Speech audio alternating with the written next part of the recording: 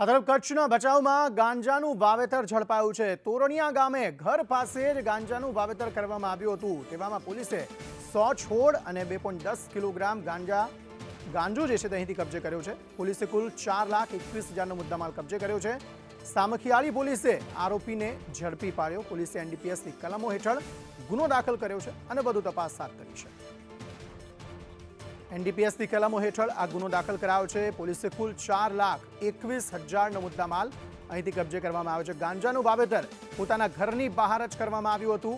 100 જેટલા છોડ અહીંથી કબજે કરાયા છે અને 2 કિલોથી વધુ ગાંજો જે છે તે કબજે કરવામાં આવ્યો છે અને એક આરોપીની ધરપકડ કરાઈ છે। સંવાદદાતા કિશન આ અંગે વધુ માહિતી આપી રહ્યા છે। કિશન, જણાવશો શું વધુ વિગતો?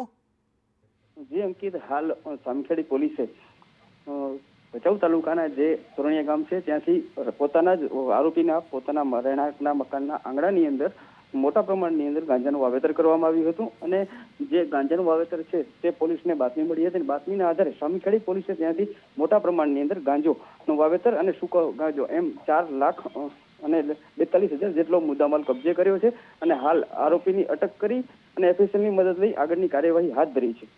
આભાર સમગ્ર માહિતી આપવા માટે।